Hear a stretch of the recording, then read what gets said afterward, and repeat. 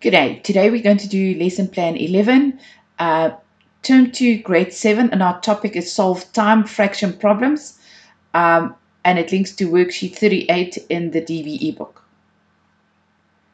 So here is then the dictionary. As parent or teacher, you need to go through this so you can support your child or your learners in doing this lesson.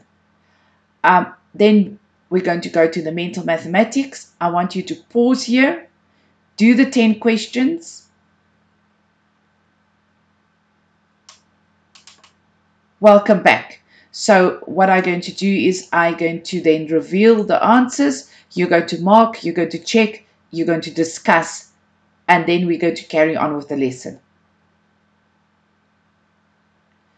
So today we're going to do fractions, solve time fraction problems. With our introduction, we're just going to revise certain concepts to say that 1/4 of an hour is 15 minutes. 1/2 of an hour equals to 30 minutes. 1/3 of an hour equals to 20 minutes. And 3/4 of an hour equals to 45 minutes. You can always also then answer questions like, what is 1/10 of an hour? What is 1/5 of an hour?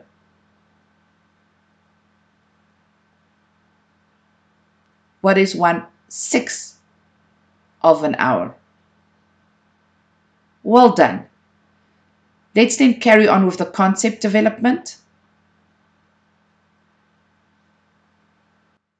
So we're going to do the concept development. So the first one is 1/2 of a minute.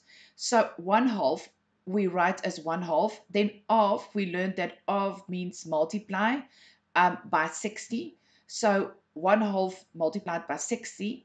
Then we're going to say 1/2 multiplied by 60 over 1, because 60 divided by 1 still gives us 60. We're then going to multiply this. So 1 times 60 is 60. 2 times 1 is 2, and it gives us then 60 halves, and that equals to 30 seconds. What I want you to do now is I want you to do then the next 3 by yourself. It's exactly the same, where we're going to say 1/2 of multiply, and then an hour, a day, a week.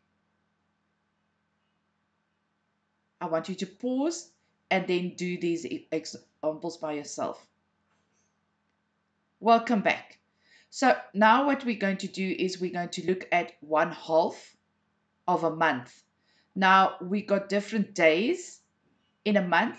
So here we have 1/2 times 30 equals to 1/2 times 30 over 1.